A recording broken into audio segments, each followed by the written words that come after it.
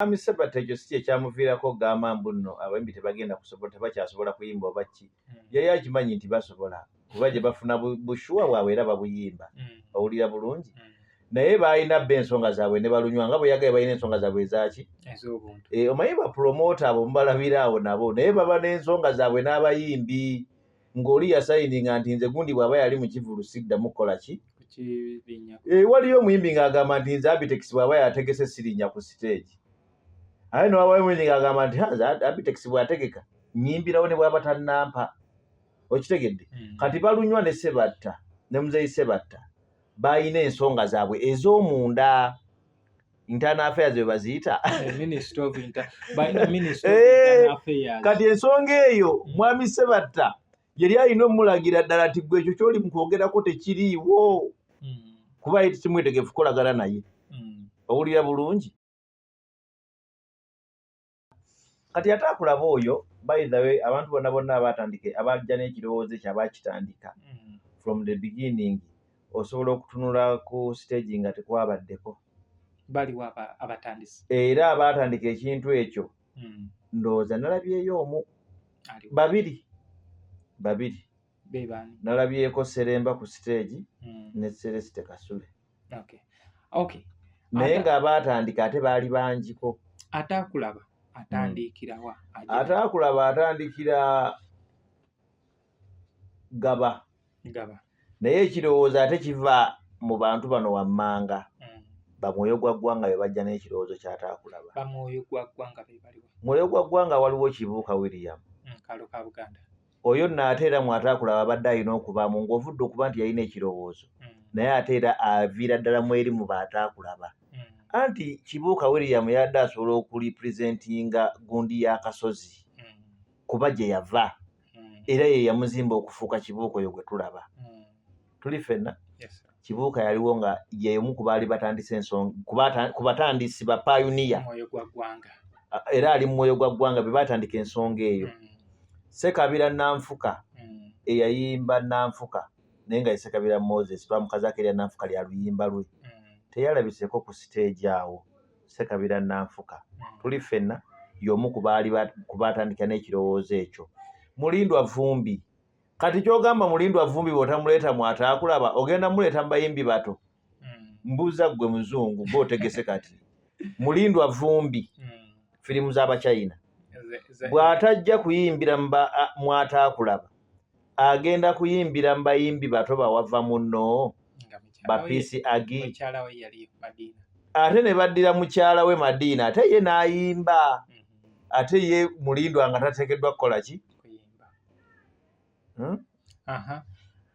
Mulindwa y'omu ku abo bali mu mwoyo gwa ggwanga abajja n'ekirowoozo ekyo Celeste Kasule ye n'okuyimba yayimba naye nategeddeko nti baali bamuggyako nandi nakugambye dda awabeera omugaati bw'oba tolina nti Muzeeyi Kasule yamala kukalira mu mwami Balunywa nti nze nabayamba okubatambuza wano ne wano mundeka mutya munsuula mutya ebbali kati abasajja abo ye Alisinabata ku lunaku olwasembayo baali bamusudde senga Justin Nantume yava mu buntu n'amutwala ku mpaka kati n'otunuulira ebintu byo nga tobitegeera kati mukyala Nabatta omukuba olukokola oyo bakyamukuba olukokola anti Buyondo Eddie yabuuzizza Balunywa olina obukakafu nti Alisinabata omwaka ogwo onoobeera naye oba tomuwadde wano kati tusooka otunuulire ye kakati ekivulu ekyo Alisinabata aleme kukiyimbamu mukyala kyagenda okuyimba ennyimba abantu ze bajjukira ze bategeera Alisinabata omanyi ennyimba ze yayimba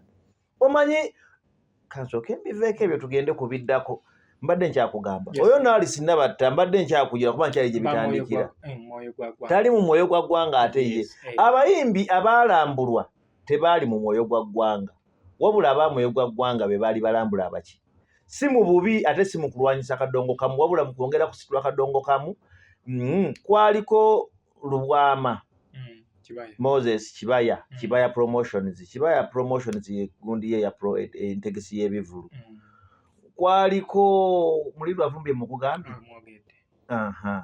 kaakati Mukaabya teyaliyo mu bagenda okulambula bano benjogera naye ali mu mwoyo gwa ggwanga naye mubasimbula okugenda okulambula benkumenyeddeko bokka abaline ekirowoozo ekyo bwe kimala okugira bali abalala si lwakuba baali tebaagala kujja naye nga bw'omanyi nti bwe mubeera abangi mweyawulako ne bagamba ffe katugende olw'ensonga n'emmotoka entambula biki byali tebiyinza kukola ki kutumala kati kwabo benkumenyedde babadde bameka nkumenyedde Kibuuka William Lubwama Moses Kibaya Promotions Mulindwa Vumbi Sekabira Moses Celeste Kasule Seremba abo bameka balinga batano batuyingidde omukaaga nesakiriya Makisinze kennyini sebo naliko ebintu ebyo byenjogerako tubiinako obujulizi kuba nze nalina ne kamera nga tubikwata nga nze kennyini nze mbikwata owulira olw'obufunda batukekereza amafuta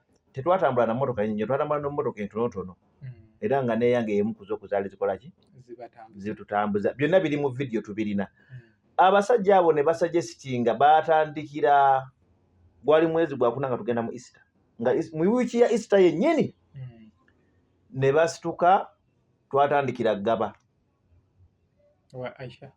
Gabe wa gundi mukyala basudde Aisha Nakitto gye tutandikira owulya bulungi ne bamutwalira ebintu okulambula ku bantu abo okubazzaamu amaanyi n'okulaga abantu nti tulina abantu abaasomesa ennyo eggwanga lino owulira ng'essaawa zino bali mu mbeera gye batateekeddwa kukola ki kuba document music asomesa era abanga omusomesa ekyenjawulo nti ye music ate bw'asomesa ayitawo asomesa n'oyo atayagala kukola ki kuyiga okitegedde bulungi ate music alinga kapande kalagirira n'ataatuuke kamulagirira music mu busiraamu olwo kibayita emaali ekulukuta music maali ekulukuta oluyimba lwa Ssebatalo yafulumya mu 94 essaawa zino lukyasomesa abayite bannazaalibwa omusomesa bw'amala okusomesa ku blackboard n'awandiika n'abisiimulako aba akomye awo Jenny Francis Kiryango kibi mukuliko omwaka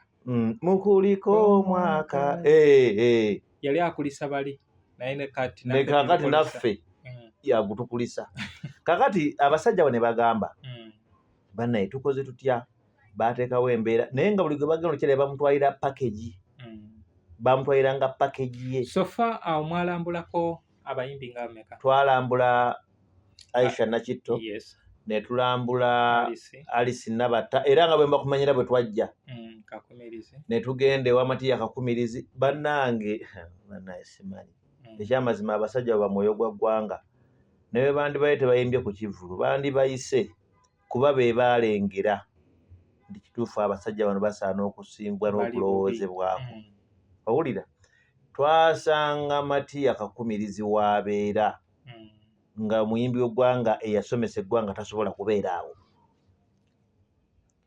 tuli ffena bwe tuva ewa Matiya Kakumirizi n'enju eri wali eganye okuggwa yeetaaga kumaliriza era Kibuuka namulabako mu interview nga alina emboozi tebankadde nalinywana wakiri Kakumirizi abeere ng'ennyumba ye kubanga takyalina bulamu bungi ku nsi agende yeebakeko mu nnyumba ye naye ne babittira awo ne tuvaawo Matiya Kakumirizi n'atweyungirako ewuwe ne tugenda paka Gomba Sebo Ssaalongo Dani Mugule yafunye emmotoka era bali abasajja ba mwoyo gwa ggwanga nze nja bayita bannabbi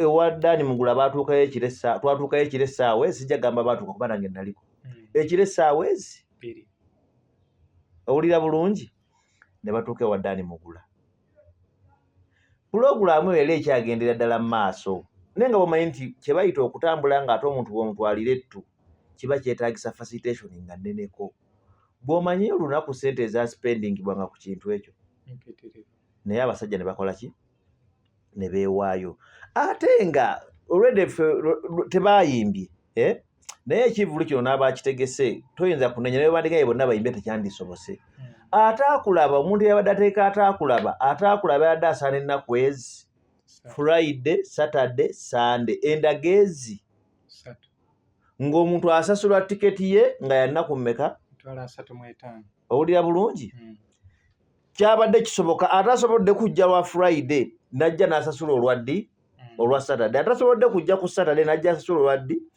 twandifunye abayimbi ab'enjawulo abasinga obungi ne bakola ki era ku live nabanyumizaako ekivulo ekyali ku Gondi ku Nairo kyali kya nnaku nga gwe omuyimbi ojja n'oyimba n'ogenda ye omulabi lwazze nga kyabwereere abayimbi oba ogenze mu safaari n'okomawo n'ojja n'oyimba kati ataakulaba yali asaana ennaku 3 ng'atandika Friday naggwa Sunday okusobola okuyimbisa abayimbi bonna naye ng'oggyeko okuyimbisa abayimbi bonna wano waliwo n'enkokola. New Subs Fashions tukutuusaako ebiteeteeyi kw'ossa abaya, engatto, ensawo z'abakyala, jackets, jeans n'ebirala. Tusangibwa ku Wilson Street ku kizimbe ekya Sunset Arcade ground floor shop number 2 okututuukako va ku Pioneer Mall otambule nga dda ku Arua Park yisa ekizimbe ekya Wilson 1 oyite ku Health Link Pharmacy kati awo weekoma yambuka amadaala gakuyingize ku Sunset Arcade awo ng'otutuuseeko. Engoye zaffe tuzijja China, Egypt, Vietnam n'amawanga amalala. Omukyala omwambazi omulungi ayambala naffe. Be Easy Hotel and Bar tusangibwa Nsaggo ku lw'Ennakawuka ku lw'empeereza ennungi tukola essaawa 24. Tulina ebifo ebisulwamu nga biyonjo ebiddaabirizibwa buli kadde eby'emizannyo ng'okulaga omupiira, okuzannya pool n'ebirala. Ebbaala ejjudde obulungi, emmere ekutuukako mangu, paakingi nnungi ate nga security eri gguluggulo. Okubuukinga n'okumanya ebisingawo kuba ku 0790 79 12 04 oba 058 98 77 34. You are not easy when you are not at Be Easy Hotel and Bar. Come and experience the ultimate in comfort, entertainment and security with Be Easy Hotel and Bar, Nsaggo, Nakawuka Road. Mukulikeeyo mu kivulo ataakulaba. Ekivulo ataakulaba kyakutte abantu omubabiro naddala ku mutimbagano. Ebigambo bingi. Ssaalongo Dani Mugula kyaddaaki onaku lwa jjuuzi enzirusi yamutuuseeko muli mutta era kati waali alimu anyoola takyanyola asamba tebamuwadde ya muyini ate bize ze baavuganga naye kati oba Ssaalongo Dani Mugula simanyi naye kati egira ne yeesupaatako nga ffe singa ebadde nga baagiwadde nga ggwe n'oli eyakulemera eri ku bizinga andibadde omulumba. Kati ngenda kubuulira bino ebigambo byange lwakuba bagamba nti ennaku zikusooka ne zitakuva mabega. Kati emmotoka ya Dani Mugula gye baamuwadde yeyatuukiriza olugero olwo zikusooka kye baali balaga nti mu buvubuka osobola okubonaabona mu bukadde n'obutegekera n'obeera buki naye ate kati nze nga bwe ndabye ensi kano kenjebeeko akatono nzikiriza n'embeera obulungi mu buvubuka mu bukadde n'embeera bubi andi kati emotoka gye bawadde Dani Mugula omugaso gwayo gwa kupaakingako mu lujjaawo nakugenda kuziika nagenda ku mikolo owulira bulungi naye baba kugiwa muvubuka alinga Muzungu David oba Sakiriya Makisinze senga Kampala ne Uganda byonna byategedde dda naye okuva lwe yava kwataakola emmotoka eyo ng'oggyeko abagenda n'obusimu ne bagikwatira eggomba mu luggi ewuwe era ndowooza ffe abamu twagezezaako okubeera nga tutegeeza abantu kwekyo eba kubanga yaweereddwa muvubuka akyalimu oluyingo makindi esenga yayoogomye dda senga gy'olaba ku nguudo z'omu Kampala ye yeetala si eriko ne gundi logo ebigambo bagikubyeko gundi yonna stickers ataakulaba akunyooma atalina mannyo Katonda gwawe ennyama.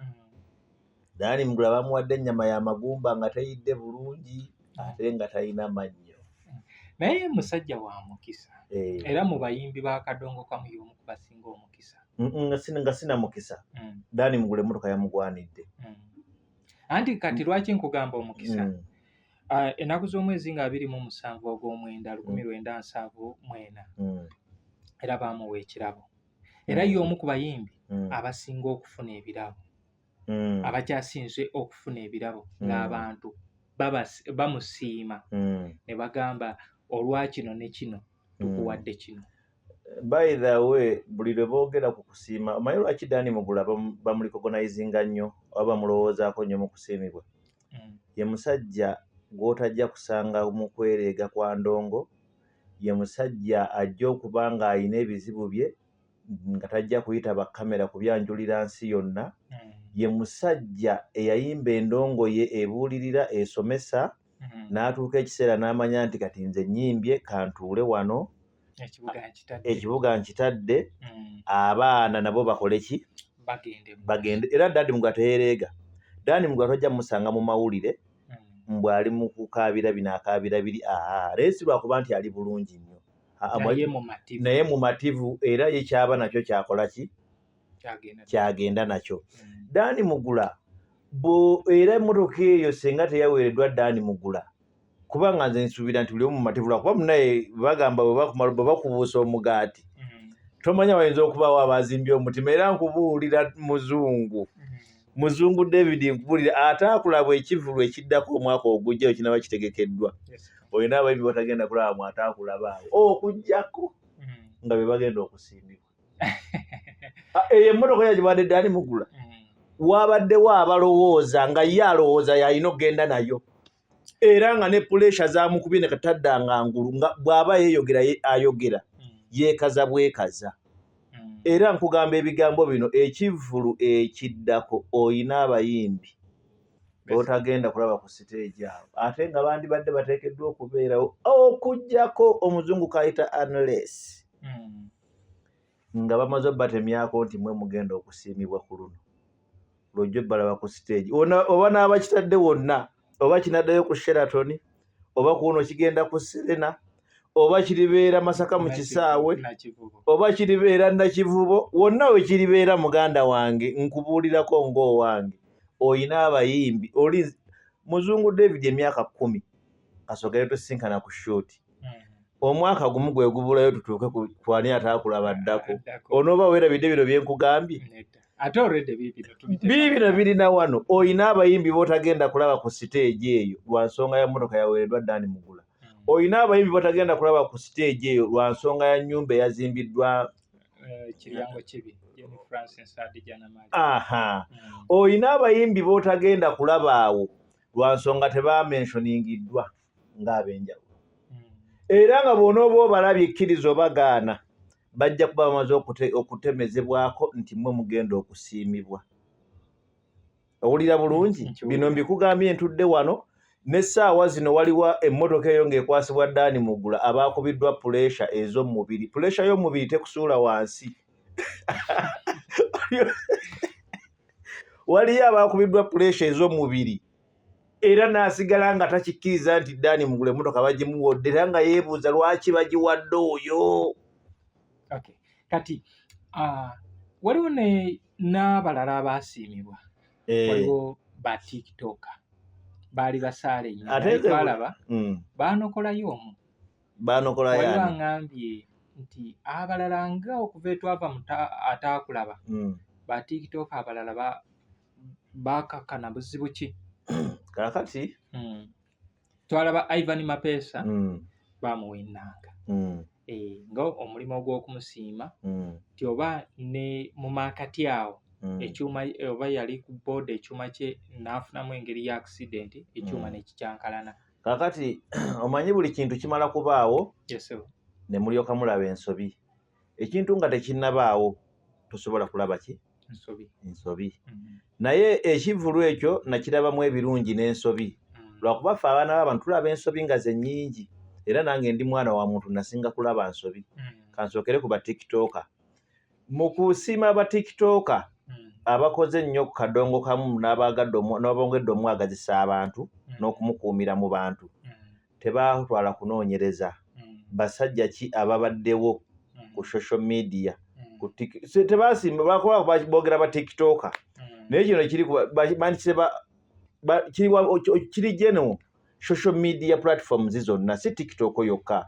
Social media platforms zirina gundi ez'enjawulo, zirina YouTube, zirina Facebook, zirina TikTok. Olwakuba TikTok yazze n'ezituulako buki oluvannyuma. Naye senga babadde era ndowooza basiimye ba TikTok naye kiba ba TikToker be basiimye tetujja gamba nti si batuufu naye okunoonyereza kwabuzeemu muntu ky'omutuufu asaanye okukola ki. Muzungu David bino sibigera lwakuba ntudde wano wooli. Waliyo abasajja abakoze research ku music ono nga balina n'ebiraga nti research babadde bazikola ng'akutuusa wano tuli wennyini tunuulira kino bakiyita bati. Omanyi emyaka teepu gye zimaze nga zivuddewo. Ekimanyi waliwo kati omwana gw'obuuza teepu yabanga etya nga tamanyi naye ng'ate muyimbi. Kati bw'osanga Muzungu David ng'ayina seeti eno owulira bulungi era nga y'omu asobola olina oluyimba lw'oyagala luve kuno oluzze ku ssimu yo owulira bulungi Muzungu David ng'asobola okikola kikyaba akola ekyo. Aba promotinga kadongo kamu ate mu ngeri ey'enjawulo kuba tekyaliyo kaseti. Muzungu no bagamba noonyeza leedi eya kaseti egenda mu teepu essaawa zino muganda wange bw'ogireeta nga sinfu osobola ogifuna nga yava ku original. Naye ogireeta nfu oba nga baagikyusa. Kaakati teepu zino ziriko ennyimba ezinyumira abantu naye tebakyasobola ziwulira. Waliyo abasajja nga ba Muzungu David abasobola okukyusa music ono adde ku mulembe guno gwe tukola ki. Bw'otamulaba ku siteegi y'ataakulaba n'olabawo omukubi w'ennanga ofu wiiki yonna mu bivulu gye tubadde awo tubadde bakuba ennanga kipya ki ekiri awo. Baye tebakuba nnanga babadde bazikuba. Nze bw'ojja n'okuba oluyimba lwa Ssebatta mu nnanga nga era abakubi b'ebivuga baani sensuwa tebaliwo tewamulabe ng'endo nga ginyanyagiza yabadde yasoose n'akuba oluyimba lwa Ssebatta nga sampo webali. Naye kaakati waliwo abasajja ba Muzungu bavudde mabega nga bo baatuula mu kadongo kamu nga teri abasasula teri abawa data teri abasasulira lenti teri kye babawa naye nga bagezaako kukola ki. Bandibadde basooka ne bakola okunoonyereza nti baki ababaddewo owulira naye okunoonyereza kwabadde kutono owulira bulungi. Basajja ba Ssaalongo kadongo kamu ekibuye mbadde nkyakuleetera nti waliyo omusajja Ssaalongo kadongo kamu ekibuye bw'oba oli mu kwogera kwataakulaba n'oleeta Ivan Mapesa ku siteegi n'omusiima n'omuggondomulako ennanga ya miliyoni 4. Waliyo omusajja abadde mu konteyina ekibuye emyaka wano wayogeranga bwogezi luyimba ng'olwogeredde Kiboga ne bagamba genda ewa Ssaalongo kadongo kamu ekibuye. Omuyimbi yenna yafulumyanga oluyimba wano nga tannaluteeka walala wonna. Aga Katonda muguno byegamba oyinza olowooza nno nti nsudiya busudiya. Ssaalongo kadongo kamu wano waali nga bakugamba nga bakubuuza walutute wa Ssaalongo kadongo kamu. Abantu bonna abaakolanga pulogulaamu za kadongo kamu ku maradios n'ama TV nga asooka genda wa Ssaalongo kadongo kamu. Owulira Ssaalongo kadongo kamu ne yeegattibwako Muzungu owa .com. Abantu bonna badde bamanyi Muzungu ku social media okwo. Ssaalongo teyali wa social media nnyo naye ye musajja yakuuma ennyimba za kadongo kamu naye ng'azirina.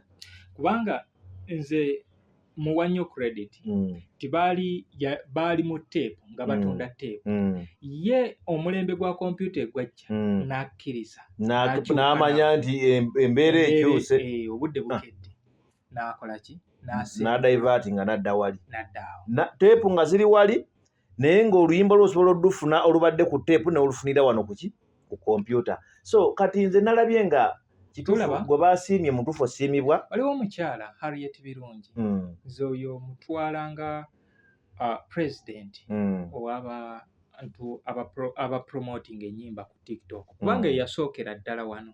Omanyi ffe amazima gakaawa okubeera nga boogera. Harriet Birungi nze nabasooka WhatsApp, Facebook naye ate n'atusooka erudda eri. Era challenge ezi zonna ezisinga ezikoleddwa zibadde za Harriet Birungi. Ennyimba ezisinga ezizuukusiddwa abadde Harriet Birungi. Then n'omwami emboozi tebankadde Banda Kabaalu. Kati era gweze kankuleke n'okuleka lwakuba nti ebintu bino twabuuziza twabaddeko ku live emu ne mwami Balunywa yagambye baatunuulidde analytics. Anyway yinza okuba oluzungu nze sirutegeera naye we zibeera analytics omukulu oyo Banda Kabalwe nga omuyita emboozi tebankadde alina ba followers ndooza kati ali mu mitwalo omukakadde kamu mu emitwalo nga 6 bano abalala balimu bameka naye gwe gankubuuze gwe bayita Banda Kabalwe omumanyi emboozi tebankadde omanyi ebintu byajjayo omanyi ennyimba zazookusiza kakati abantu nze be nabadde nsuubira okulabako awo owulira bulungi kati abantu abayambyeko kadongo kamu baba social media nsijja bayita ba tiktoka social media n'okwagala okuzza kadongo kamu ku mbeera neya .com nabadde njagala nga bwewalabye abayimbi bwe baabakoze abayimbi bonna tebaafunye birabo nga bw'olaba Dani Mugula bwe yafunye emmotoka nga bw'olabye bonna se baafunye naye baabafuniddeyo akantu keyaziza buli omu yazzeeko ewaka n'akaveera bandibadde bamanya nti Ivan Mapesa tugenda muwa ennanga naye Ssaalongo Ekibuye owulira bulungi Harriet Birungi Muzungu David nabo tugenda balikogonaizinga buli omu agendeko n'akaveera ewaka aga Katonda muggulu omuyimbi aba w'amaanyi naye omuyimbi alina ebimukola afuuka owaki ate nga nabyo byetaagisa okitegedde bulungi senga abantu abo abatuyambako ku social media ennyimba zaffe okutambula baba tebatuyambyeko naddala ku mulembe guno aga Katonda muggulu tetusobola kubaba amaanyi tuli ffenna emabega edda walingawo radio ne TV naye TV tezaaliwo nnyo waliwo nnyo radio okusinga TV yasookera dda ssanyu kati nendo TV nga newogikubako oluyimba no ng'era abayita TV mu mayumba batono ng'ate mu kyalo bw'oyitayo yo kati walingawo radio okusinga radio ezo za promotinga ng'omuyimbi afuuka owaki naye ng'oyinza obutalabayo Lord Fred Sebatanga atute luyimba ku radio waabangawo abasajja abaagulanga tape awulira era music ayonoonese nnyo abayimbi ne batandika okubanga enkoko eŋŋanda mu music abayimbi byalinga bikoko bizungu nga batakulira bitakulire kati bafuuka bukoko Buganda omuyimbi alina okulwana okulaba ng'atuusa oluyimba ku TV ku radio eyowala nti kati obudde buno omuyimbi olina okukeera n'ogenda owandiika oluyimba oba towandiika genda ogula oluyimba genda mu studio ova mu studio ozireete ewa muzungu ogende ku radio gindi ogende ku TV gindi ogende okuvaayo bwoti nga n'oli aweta bwati ate toyo olulwe kaakati ebyo byonna byonna bw'obitunuulira essaawa zino buli muntu yeetaaga munne toyinza kujja ng'ogenda ku recognizinga music oyo owulira bulungi n'otalowooza ku bantu bano kubanga buli omu alina omugaso essaawa zino aba presenters abakadongo kamu nga bakulembeddwa Salamadrin nalabye nga beekyacwana ba presenter kati nze natunuulidde ebintu nga ndaba ensobi nnyingi era ng'abantu ffe abantu balamu tulaba nnyo ensobi kati ba presenter mulimu radios ne TVs nga zaawaayo olunaku lulamba nga zaawaayo olunaku n'essaawa si lunaku lulamba tekisoboka naye nga zaawaayo essaawa oba obudde ng'obwo bwa kadongo kamu waliwo ba presenter abatuula mu nnyimba ezo ne bazikola ki bandibadde bayitibwa kyetwetaaga si kuwa muntu bukadde 600 wabula buli omu akatono ako akaabadde kazze kuba tukkirize tugaane twabadde tufunye omukono omunene okuva mu gavumenti owulira bulungi nti ettooka erize mulirabye ba presenter mukama wammwe aliwa kyemukola nammwe kirungi owulira bulungi mulina kimwongedde kuki ku ndongo tulinawo waakiri buli presenter agendeyo n'akakadde katya njogedde kakadde owulira naye essimu ya presenter ne bwe yandigenzeeko emitwalo 5 yanditegedde nti nange gye ndi bammanyi nti nkola ki owulira bulungi kubanga akulembera ba presenter abamanyi bano aba social media babadde social media teyeetagamba nti gundi tumala baleete omukulembeze waabwe babadde bamanyi nti abantu ababaddewo mu kupromotinga kadongo kamu waffe muzungu owulira Harriet Ssaalongo gundi Salongo Kadongo Kamu bamutuuma na Salongo Kadongo Kamu n'erinnya lyamukwata n'atabeera ku stage eyo. Muzungu gundi mulimba. Anyway, ndina n'ekirala kye nalaba. Abaana bano we baamala okukwasa oli ennanga. Ate munnaye bano babatanga byana. Ekyo tetujja kigenda munnyo. Watunuulira moment eyo? Nagitunuulira. Anyway, tetumanyi kyali mabega. Kyali mabega we tetwakimanya. Waliwo ekifaananyi ekitaalabika bulungi. Kubanga mu lutabaalo olwo we baba nga baali nabo. Twandisuubidde nti nabo mu maaso awo kubanga be baakozesa. Nti abannaye kati mmwe akabondo kano.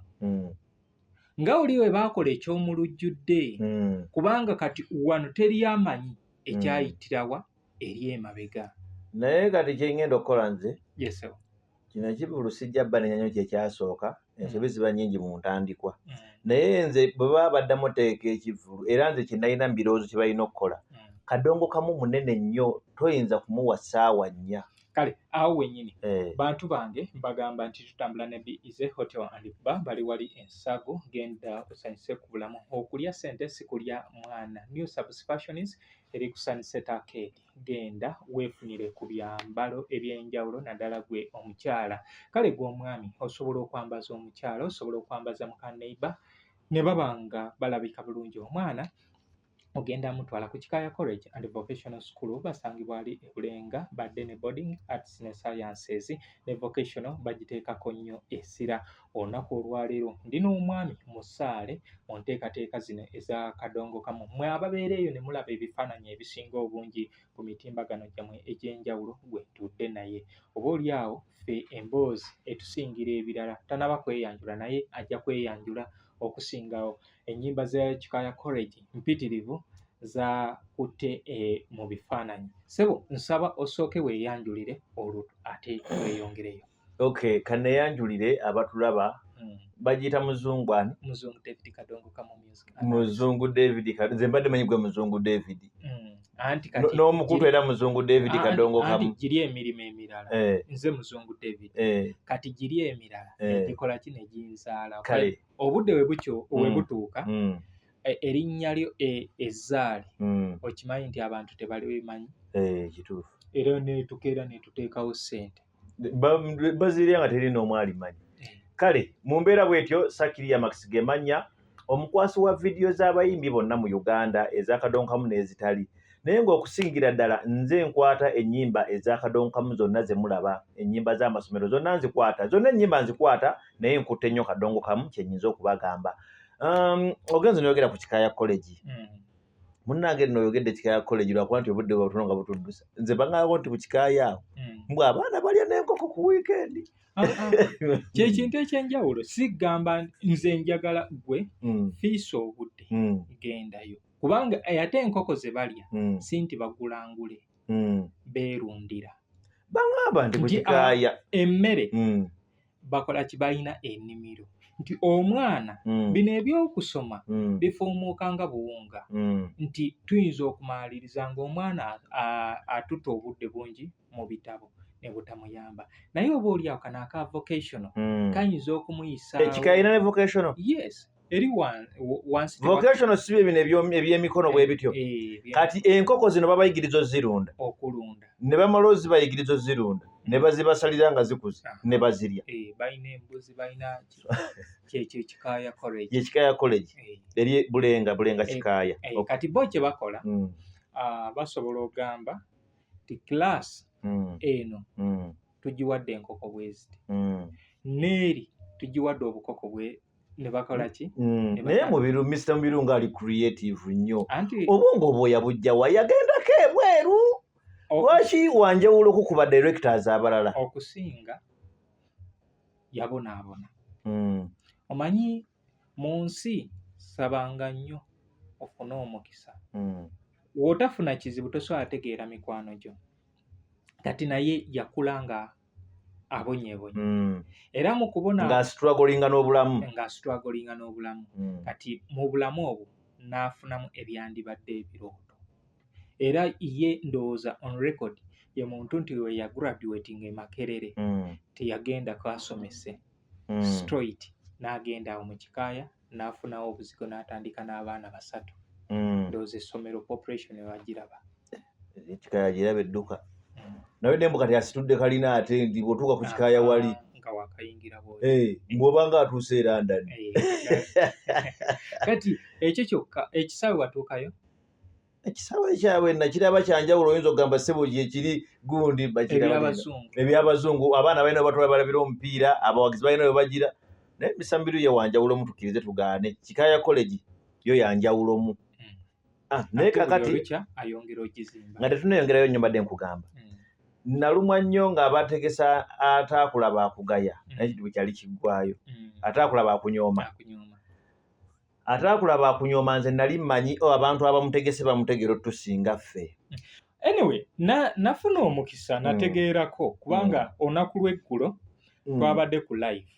Live ya Mukyala Jackie Kizito, kwabaddeko Sala Madrin, nekubeerako Njuba Jamil, nekubeerako Buyondo Eddie, nekubeerako Mukulu Balunywa, be baabaddeko. Era mu bigambo ebyayogeddwa mu bantu genesis ya ataakulaba gye yava nga wali omu ku bo. Era kyekinnyanguyiza ne ŋŋamba nti at least kansobole okubeera nga anyumyamuko ne Kiria Max. Enteekateeka eno ataakulaba atandiika atya, avaawa, bijja bitya bitandiika okudobonkana? Kaakati emboozi eyo mpanvu nnyo, tujja gitemaatema era kye tujja okukola. Kaakati ekisooka mu byonna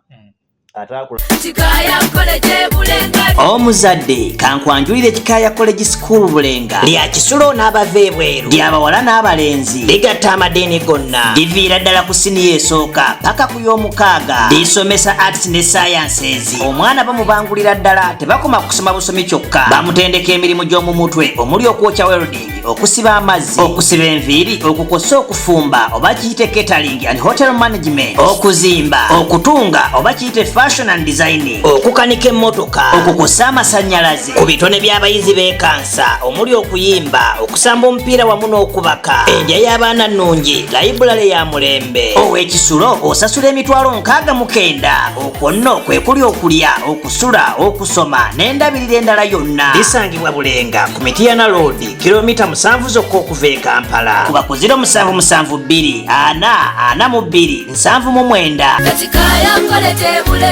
Atandikirawa, avaawa era adobonkana atya? Ataakulaba tetujja gamba nti yadobonkana kuba yaliwo era siro neekola ki neggwa. Naye ekyenjawulo nti wakati buli woolengera wali okufuna, buli woolengera omugaati wali bwe wati, akutte tooki asooka n'agijjako n'atagumulisaako. Kati abadde balina okugufunako mwenna ne muguyitako.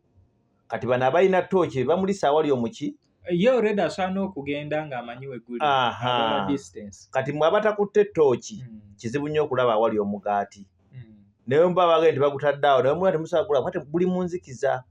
Kati ataakulaba oyo, by the way, abantu bonna abatandike abajja n'ekirowoozo ekyo abakitandika from the beginning, osobola okutunula ku stage nga tekwabaddeko. Baliwo abatandisi. Era abatandika ekintu ekyo ndowooza nalabyeyo omu babiri nalabyeko Seremba ku stage ne Celeste Kasule. Naye ng'abatandika ate baali bangiko. Ataakulaba atandikirawa? Ataakulaba atandikira Gaba. Naye ekirowoozo ate kiva mu bantu bano wammanga. Bamwoyo gwa ggwanga be bajja n'ekirowoozo ky'ataakulaba. Bamwoyo gwa ggwanga be baliwo. Mwoyo gwa ggwanga waliwo Kibuuka William. Kalo ka Buganda. Oyo nno ate era mwataakulaba abadde alina okubaamu ng'ovudde okuba nti yalina ekirowoozo. Naye ate era aviira ddala mu eri mu baataakulaba. Anti Kibuuka William yadde asobola okulipresentinga gundi y'akasozi kuba gye yava. Era ye yamuzimba okufuuka Kibuuka oyo gwe tulaba. Tuli ffenna? Kibuuka yaliwo nga yeemu ku baali batandise ensonga ku batandisi ba pioneer. Mwoyo gwa ggwanga. Era ali mu mwoyo gwa ggwanga be batandika ensonga eyo. Ssekabira Nanfuka eyayimba Nanfuka naye nga ye Ssekabira Moses twamukazaako erya Nanfuka lya luyimba lwe. Teyalabiseko ku stage awo Ssekabira Nanfuka. Tuli ffenna y'omu ku baali ku batandika n'ekirowoozo ekyo. Mulindwa Vumbi kati kyogamba Mulindwa Vumbi bw'otamuleeta mwataakulaba ogenda muleeta mu bayimbi bato. Mbuuza ggwe muzungu gw'otegese kati Mulindwa Vumbi firimu z'Abachina bw'atajja kuyimbira mwataakulaba agenda kuyimbira mu bayimbi bato bawava muno bapiisi agi ate ne baddira mukyala we Madiina ate ye n'ayimba ate ye Mulindwa nga tateekeddwa kukola ki? Mulindwa y'omu kwabo bali mu mwoyo gwa ggwanga abajja n'ekirowoozo ekyo. Celeste Kasule ye n'okuyimba yayimba. naye nategeddeko nti baali bamuggyako. Nandi nakugambye dda awabeera omugaati bw'oba toyina nti Muzeeyi Kasule yamala kukalira mu mwami Balunywa nti nze nabayamba okubatambuza wano ne wano mundeka mutya munsuula mutya ebbali. Kati abasajja abo ye Alisinabata ku lunaku olwasembayo baali bamusudde senga Justin Nantume yava mu buntu n'amutwala ku mpaka.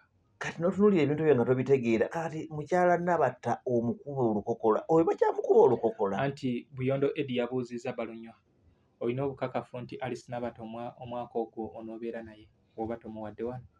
Kati tusooka otunuulire ye kakati ekivulu ekyo Alisinabata aleme kukiyimbamu. Mukyala kyagenda okuyimba ennyimba abantu ze bajjukira ze bategeera. Alisinabata omanyi ennyimba ze yayimba omanyi kansooke mbiveeko ebyo tugende kubiddako. Mbadde nkyakugamba oyo n'Alisinabata mbadde nkyakugira kuba nkyali gye bitandikira tali mu mwoyo gwa ggwanga ate ye. Abayimbi abaalambulwa tebaali mu mwoyo gwa ggwanga wabula ab'amwoyo gwa ggwanga be baali balambula abaki si mu bubi ate si mu kulwanyisa kadongo kamu wabula mu kwongera kusitula kadongo kamu. Kwaliko Lubwama Moses Kibaya Promotions gundi ye ya entegesi y'ebivulu. Kwaliko Mulindwa Vumbi mukugambye. Kaakati Mukaabya teyaliyo mu bagenda okulambula bano benjogera naye ali mu mwoyo gwa ggwanga naye mu baasimbula okugenda okulambula benkumenyeddeko bokka abaine ekirowoozo ekyo bwe kimala okugira bali abalala si lwakuba baali tebaagala kujja naye nga bw'omanyi nti bwe mubeera abangi mweyawulako ne bagamba ffe katugende olw'ensonga n'emmotoka entambula biki byali tebiyinza kukola ki kutumala.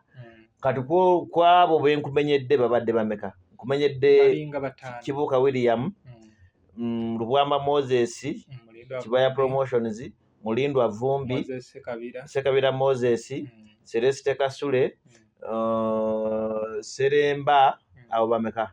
Balinga batano. Batuyingidde omukaaga. Ne Sakiria Makisinze kennyini. Sebo naliko. Ebintu ebyo byenjogerako tubiinako obujulizi kuba nze nalina ne kamera nga tubikwata nga nze kennyini nze mbikwata. Owulira? Olw'obufunda batukekkereza amafuta tetwatambula na mmotoka nnyingi twatambula n'emmotoka entonotono era nga neyange emu kuzo okuzaali zikola ki zitutambuza byonna biri mu vidiyo tubirina. Abasajja abo ne basuggestinga baatandikira gwali mwezi gwakuna nga tugenda mu Easter nga mu wiiki ya Easter yennyini ne basituka twatandikira Gaba Gabe wa gundi mukyala basudde Aisha Nakitto gye tutandikira owulya bulungi ne bamutwalira ebintu okulambula ku bantu abo okubazzaamu amaanyi n'okulaga abantu nti tulina abantu abaasomesa ennyo eggwanga lino owulira ng'essaawa zino bali mu mbeera gye batateekeddwa kukola ki kubadde okimanyi nti music asomesa era abanga omusomesa ekyenjawulo nti ye music ate bw'asomesa ayitawo asomesa n'oyo atayagala kukola ki kuyiga okitegedde bulungi ate music alinga kapande kalagirira n'ataatuuke kamulagirira music mu busiraamu olwo kibayita emaali ekulukuta music maali ekulukuta oluyimba lwa Ssebatalo yafulumya mu 94 essaawa zino lukyasomesa abayite bannazaalibwa omusomesa bw'amala okusomesa ku blackboard n'awandiika n'abisiimulako aba akomye awo. Jenny Francis Kiryango kibi mukuliko omwaka mukuliko omwaka yali akulisa bali naye ne kakati naffe yagutukulisa kakati abasajja bo ne bagamba bannaye tukoze tutya baateekawo embeera naye nga buli gwe bagenda okyere bamutwalira package bamutwalira nga package ye sofa awo mwalambulako abayimbi nga bameka? Twalambula Aisha Nakitto ne tulambula Alice Nabatta era nga bwe mbakumanyira bwe twajja ne tugenda ewa Matiya Kakumirizi bannange simanyi ekyamazima abasajja ba mwoyo gwa ggwanga ne bwe bandibaye tebayimbye ku kivulu bandibayise kuba be baalengera nti kituufu abasajja bano basaana okusimbwa n'okulowoozebwako owulira twasanga Matiya Kakumirizi waabeera nga muyimbi w'eggwanga eyasomesa eggwanga tasobola kubeera awo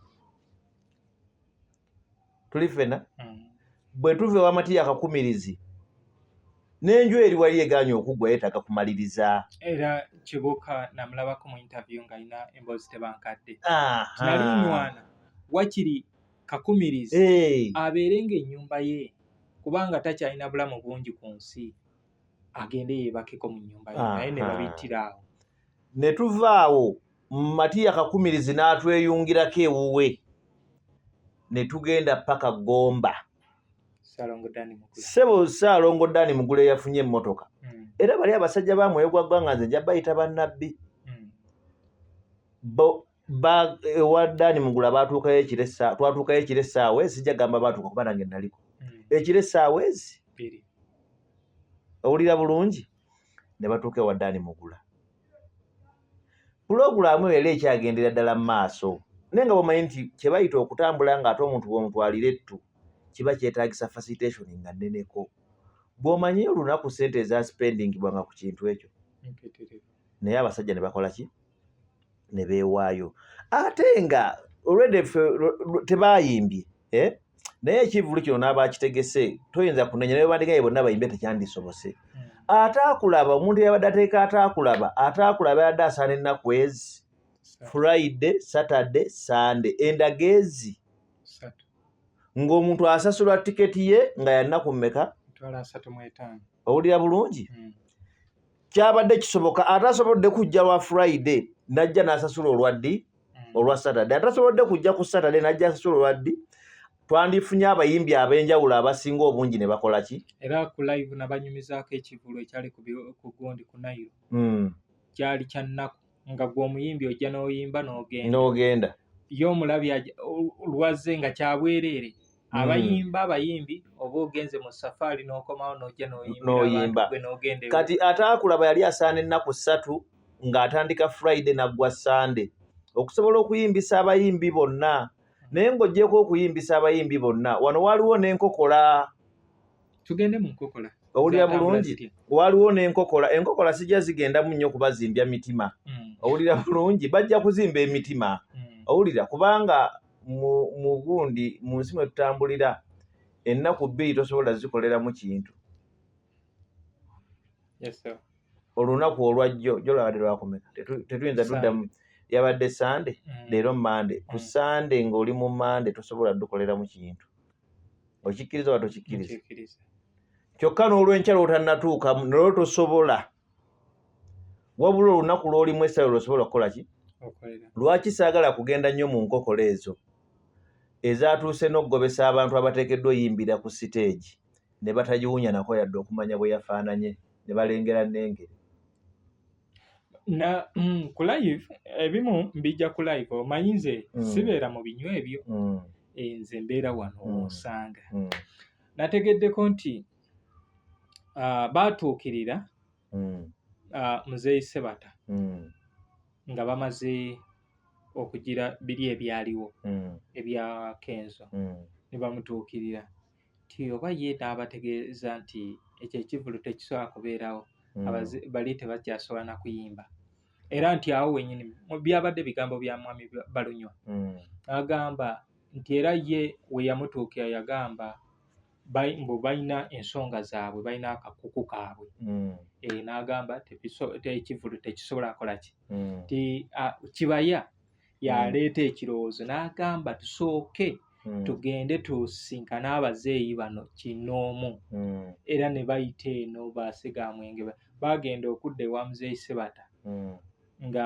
bamwanjulira nti banno bakoze eki bakkiriza era nga buli omu n'akalango yakakoze nga talina gaana ebyo byonna omwami Sebatta ekyo si ekyamuviirako gamba mbu nno abayimbi tebagenda kusobola tebakyasobola kuyimba oba ki yali akimanyi nti basobola kuba gye bafuna bushuwa bwabwe era babuyimba bawulira bulungi naye balina bba ensonga zaabwe ne balunywa nga bwe yagaye balina ensonga zaabwe ezaki omanyi bapromota abo mubalabira awo nabo naye baba n'ensonga zaabwe n'abayimbi ng'oli yasayininga nti nze gundi bw'aba yali mu kivulu siddamu kukola ki waliyo omuyimbi ng'agamba nti nze Abitex bw'aba yategese sirinnya ku stage aye nowabayo omuyimbi ng'agamba nti Abitex bw'ategeka nyimbirawo ne bw'aba tannampa okitegedde kati balunywa ne Sebatta ne muzeeyi Sebatta balina ensonga zaabwe ez'omunda internal affairs bwe baziyita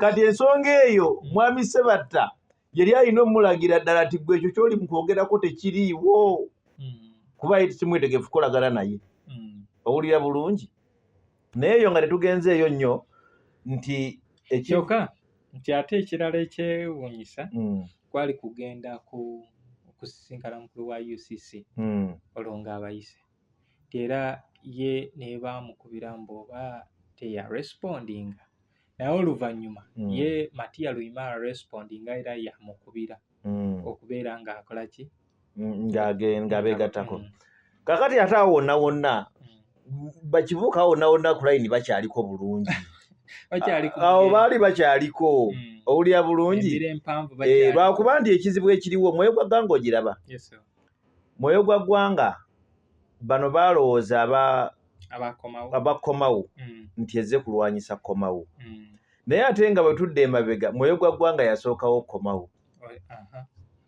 owulira bulungi Mwoyo gwa Ggwanga yali yabeerawo dda komawo egenda okuteekebwawo nga Mwoyo gwa Ggwanga ekola ki era abaali Mwoyo gwa Ggwanga ne bayingira mu komawo kubanga neekakasa nze ennaku z'omwezi Independence Day eya 2022 olunaku olwo twagenda ekyabbogo era oluyimba lwa meefuga olwagondi olwaba Mwoyo gwa Ggwanga twagenda lukola ki twagenda luyimba naye komawo ejja mu 2023 weebale nnyo omwezi gwalinga gwa 7 nga komawo erondebwa nze nali ku kamera yali akwata komawo ng'eronda obukulembeze bwayo eteekebwewo olwedde era nze omuntu y'omu yali akwata obukulembeze bwa komawo nga babuteekawo babulonda balyoke balonde muzeeyi Sebatta ng'omukulembeze waabwe n'olukiiko nga bwe babulonda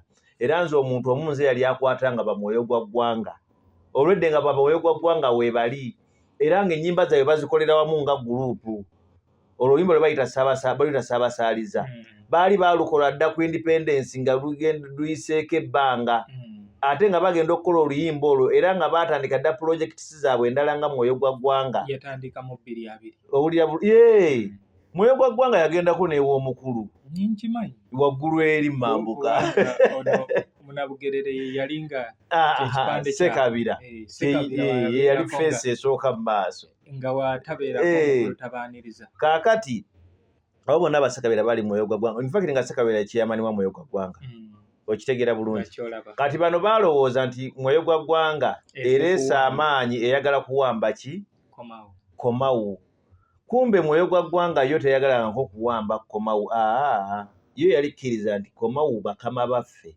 era tuli wansi wa komawo mwe tutambulira ekyo ekibiina ekikola ki kati bano bo baateekawo maye obukulembeze bwonna nga tonda butuulamu tomanya bwe buwooma omuntu yenna atuddeko mu bukulembeze nkulabula muzungu obukulembeze abulengerera ddala nga kwegamba bano abaana bano babeera just mu WhatsApp group nga be ba admin omuntu abeera admin wa mukutu naye nga omuntu kupositinga bupositinzi kigambawo kyolabe kiyinza okutabula omukutu omufulumizaawo kakati olw'okuba abakulembeze bakomawo balowooza nti eno Mwoyo gwa Ggwanga yanditunyakula omugaati mu ngalo ne tutuuka ku siteepu eddako ng'ate bo batusooseeyo dda ng'ate Mwoyo gwa Ggwanga yali nnyangu nnyo eri very speed ennyo ku gundi zonna eziriwo ku Kamuta ku Komawo eri Mwoyo gwa Ggwanga giraba edduka ndalamu amapeesa eganyiga mu sipiidi yaleetera bano okukola ki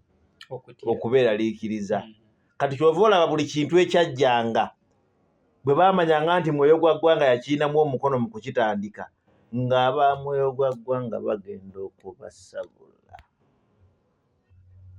Kati Kibuuka yavumyani, Vumbi yavumyani, Ssekabira yavumyani, musango ki gwe baakoze kwoyinza okuŋŋamba?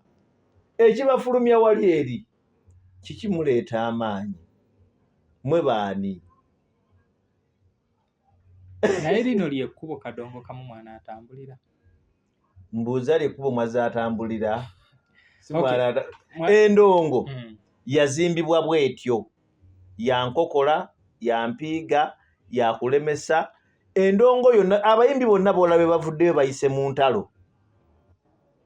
Bonna endongo gwobadde okimanyi nti edda omuntu yali nga takkirizibwa ku likodinga luyimba ng'ekibiina kye kimusalirawo. Ng'osobola okuyimba oluyimba ku shows n'oluyimba abantu ne batuuka n'okulanga oluyimba nga baalukwata. Naye nga kyekibiina kikugamba tonnatuuka ku level ekola ki? Erikodinga luyimba. Ate ennyimba era tewafulumyanga lumusolo n'ogenda nalwo. Ennyimba zaafulumanga alubamu ne ziteekebwa ku tteepu. Abaana nti nga bafulumya alubamu omukulu yasalawo. Ate abaana bafulumya alubamu oteeka ku ya mukulu. Omukulu yafulumya alubamu mu kibiina. Kati waliwo omukulu omu yasalawo abaana abakolereyo alubamu ne bakola alubamu 98. Alubamu eyo emala ogenda ku mpewo nti bargaining power yonna yali ye. Naye ekyo ekyavaayo kyali kikye. Era bano kyenkana buli omu yatambula bukombo nga talina kyafunye. Kaakati lwaki ndeese ekintu ekyo nti endongo ezimbiddwa etya bwetyo bwe zeebeera. Ng'obadde okimanyi nti Muzeeyi Ssebatta oyo yali mu kibiina kya Matiya Luyima. Yatandikira mu Kadongo kamwandikawo kyo kampani ne bavaayo mu 80 ne bagenda ne bakola Super Singers. Weebale nnyo. Paka 89. Super Singers yali yani? Yali ya Matiya Luyima. Bwe yagivaamu n'adda mu ki? Kaakati golooza mwami Ssebatta okuva ewa Matiya Luyima kati nga bwe baayogera bwe batulwamu nti ono yali mukama wange era gye nava. Gwe bagambye mu kuvayo yasiibula bulungi nti Muzeeyi bannaaye nkusiibudde ngenze tandika kyange. Mpulira nti yagamba nfunyemu ebizibu endongo ngiwumuddemu. Olw'omanya kati kankubuulire ebyo ebyaliwo ng'avaayo byali biyinza gwomanya Ssebatta ng'afuluma ewa Matiya naye yavaayo n'ekiwayi. Jjukira buli lw'obeera mu kibiina ng'otuuse okwetongola oba olina amaanyi mangi nga ng'olina abakukkiririzaamu. Ssebatta we yabeerera ewa Matiya Luyima yayina abayimbi abamukkiririzaamu nga ye nga balaba yateekeddwa oba ne mukama waabwe. Owulira bulungi? Era bwe yali avaayo muganda wange tulowooza nti baasigala nga n'obbayita tabayise yali afuluma ebweru bw'ati. Omanyi bagamba bw'oba ogoba omukazi nga yajja n'omwana bw'oba ofulumya omugugu omwana yasooka wabweru gwe yajja naye. Kati abaali bakkiririza mu Ssebatta bwe yali afuluma be baasooka ebweru nga baayagala dda n'okugenda. Tolowooza nti byali bya mirembe. Omanya era waliwo embeera yateekebwawo Ssebatta yawukane n'ani? Ate ky'oba omanya nti Ssebatta yali advanced mu okuva edda okusinga ku bayimbi abo abalala. Ebintu bya Ssebatta byali byanjawulomu. Okitegeera? Kati Ssebatta by the way ne bulaba mukunguyize ennyo mu ndongo buno bingi byajja akyusa. Endongo yonna kankigambe bwe nti bwe Ssebatta endongo yonna ne kati gye tuliko wano etambulira ku bintu bye yagunjawo bye yatandikawo etambulira ku musingi gwe. Kababeere abaalaga batambulira ku bya Ssebatta. Obimanyi oba tobimanyi mbikubuulire? Anyway, waliwo andaba. Mafuta wange wuli alaba. Wuli ayinza okuba nga ye. Tabimanyi. Ssebatta y'omu ku basajja abajjawo endongo y'okumala okuyimbira abantu balyoke basasule. N'agamba abantu balina kusooka kusasula ne tukola ki? Ne tuyimba. Ekitegeeza endongo evudde mu kulengejja ku ggaali ezze mu kikaali. Ssebatta yakikola ki? Abayimbi b'Akadongo kamu edda baatambulanga na gundi na kagaali na byuma byabwe ne batuuka mu sitensi ne biba mu katale ne bapaakinga awo. Ssebatta ye musajja aleeta ebipande ebiriko ekifaananyi. Abayimbi bonna be bakuba kati nga batimba lonki zaabwe ne shows. Ssebatta yabireeta wano. Owulira bulungi? Lord Fred Ssebatta ye musajja akyusa show oluyimba n'alufuula omuzannyo. Tuli ffenna bale tuli ffenna.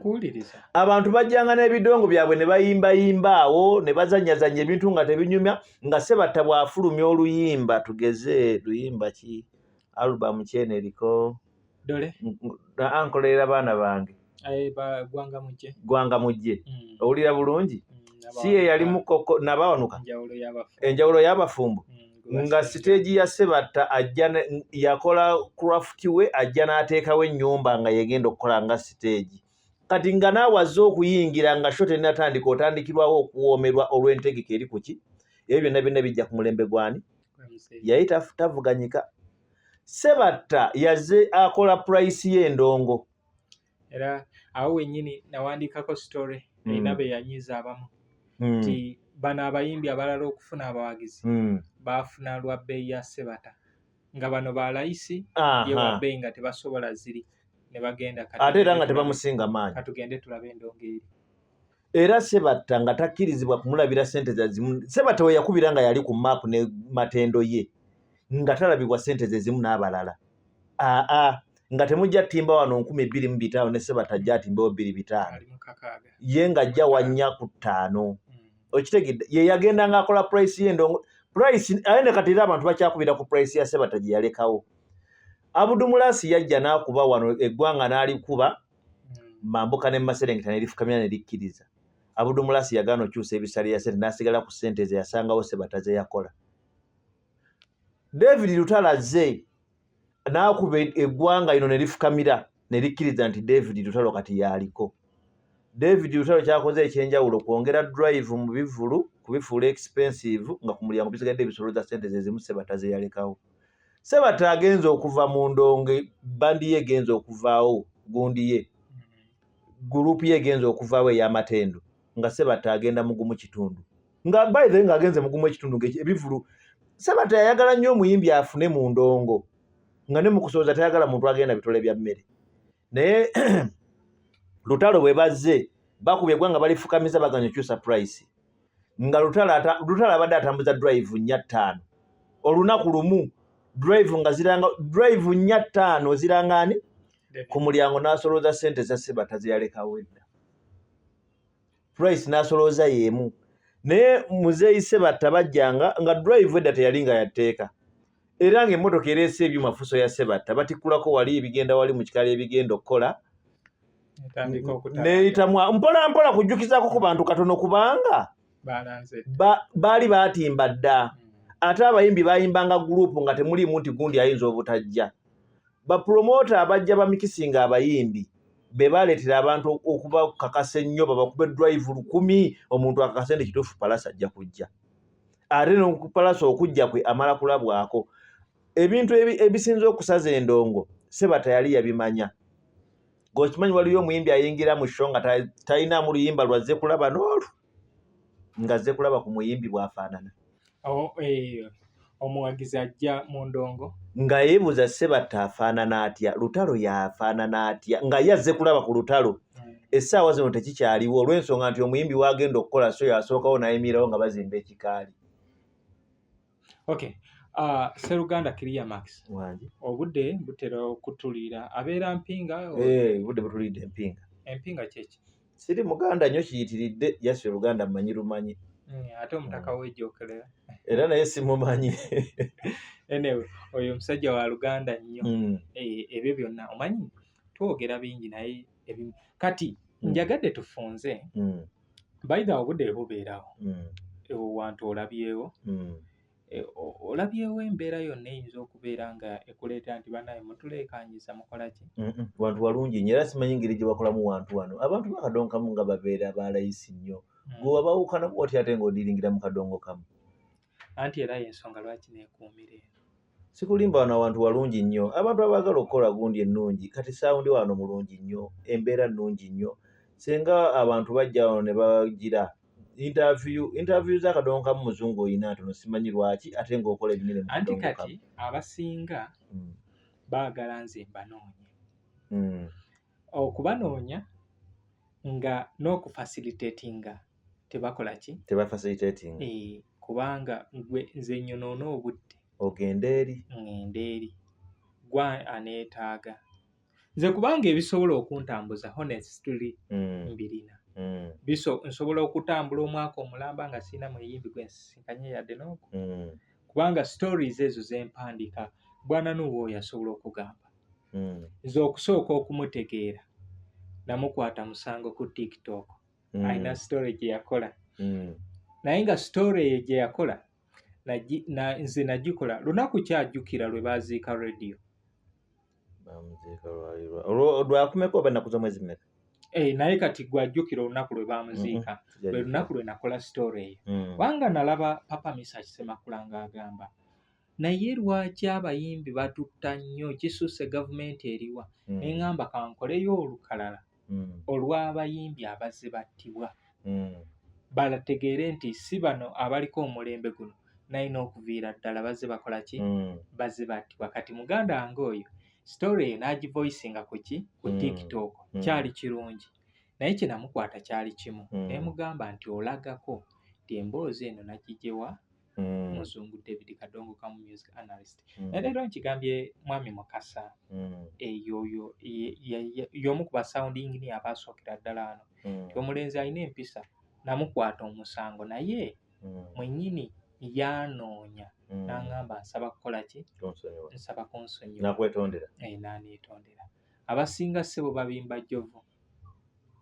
kale mbubwe kityo obudde buleka butukutte naye mba nejja kugamba abantu abagaanye okyusa endongo ate nga balina amaanyi agagikyusa nedda kati awo olaba otya we tudda awantu awo ne tunyumya kubanga one twetaaga okutegeera olugendo lwo nga ggwe nga Kiria Max omuntu kubanga TV yonna w'okyusa kati yinza okugamba ennyimba ezikubye aliwo oluyimba lwa Kibijjigiri Genda Omugambe oba Flora abasinga nno bamanyi lupya ate nga lwadda lukadde nsaba ojje wano waliwo teepu ya Kibijjigiri waludde awo yesookera ddala gendeetereko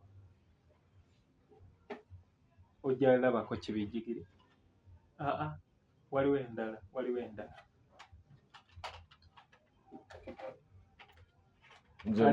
alinga obatadde zonna zireete yakeberemu wano teriiwo Abudumulasi Rasta Smart eri kungulunkulu kubanga nagimbisako awo so zino nno ze zaali entambi entuufu zino naye Muzungu David kati olaba teepu oyo Kibijjigiri ono abakyala banyiriridde ennume abakyala banyiriridde ennume kati oluyimba olwo lwe wakwata B is a hotel and bar tusangibwa Nsaggo ku lw'Ennakawuka ku lw'empeereza ennungi tukola essaawa 24 tulina ebifo ebisulwamu nga biyonjo ebiddaabirizibwa buli kadde ebyemizannyo ng'okulaga omupiira okuzannya pool n'ebirala ebbaala ejjudde obulungi emmere ekutuukako mangu paakingi ennungi ate nga security eri gguluggulo okubuukinga n'okumanya ebisingawo kuba ku 070 79 12 04 oba 058 98 77 34. You are not easy when you are not at B is a hotel and bar. Come and experience the ultimate in comfort, entertainment and security with B is a hotel and bar. Nsaggo Nakawuka Road. Abantu lwe bagamba nti lupya lwe luno Genda Omugambe. Ekitegeeza Kibijjigiri yaddamu ludde. Nze Kiria Max ndyoke nkwate video. Naye Muzungu David n'otabeera kwani ataakulaba nga bakulikogonizinga. Nze nno ndi mumativu. Omanyi ebintu byange. Anti bino tebaano si lwakuba nti omuntu aba muyala. Waliwo ekintu okusiima oba oku appreciatinga. Mu kadongo kamu ebyo tebiriiyo. bino bye bakoze ate si bituufu. Bwenga bino bye bakoze ate si bituufu. Nedda nga bw'ogambye nti endongo yazimbibwa ku nkokola. Ku nkokola. Ku mpiiga era bonna abazze bayitawo. Omuntu atasobola ateebesa mutwe mu kadongo kamu. Tosobola kuyitawo. Kale kangambe na kino Mulindwa Vumbi gwe twogerako. Mulindwa Vumbi amanyi okuwandiika. Mulindwa Vumbi ayimba bulungi nnyo. Owulira? Naye ekyamugaana okufuuka ow'amaanyi mu ggwanga ennyo abeera ow'akabi ennyo ng'abalala. Kubeera mugonvu. Mulindwa teyeereega. Eva ye ebintu byabikwata mpola. Anti ensonga lwaki ffe tutuuse nga waliwo n'abayingirira emirimu ajje atandika okuntegeerera. Wano Muzungu olina akola bw'oti ne bw'oti. Weebale nnyo. Kati Mulindwa yagamba nga ate muzeeyi anaakiraba atya. Ate muzeeyi anaakola atya bw'ati. Mulindwa n'abeera mugonvu n'atwalibwa mu nkwawa paka okutuuka awo nga bw'ali. Owuli naye nga Mulindwa musajja muyimbi nnyo, musajja muwandiisi nnyo. Okitegeera kye nkugamba Mulindwa Vumbi. Naye Mulindwa abakwesuula mu kambayaaya nejjukira alina bawandiikira ennyimba naye gye yali ng'ayimbira. Baali bakkiririza mu ki? N'agamba nedda sijja kufugibwa. Ngenze nange ntandise ekibiina ekyo. Tomanyi bw'otandika ekibiina gw'oba pulezidenti. Ye gw'oba pulezidenti w'ekibiina ekyo. Gwe bagambye Ssebbale mu Matendo mbuye okufuuka ow'amaanyi mbuya baamuyita bwisindi kati Ssebbale jangu okola oluyimba otuuse. Naye yamala komba kwegira kwegolola. N'agamba nedda. N'alumba n'agamba naye nga yate pulezidenti. Kati kyo ebiroova mu kibiina. Wabaawo abagenda ne bagamba naye no badde ndi gundi bwe ntandika noono ate ffe tugenda okuba abaki. Naye n'agenda n'ekiwayi kyakoze eki. Okitegedde? Kati kyogala Ssebbale ali ku level y'emu ne Mulindwa Vumbi.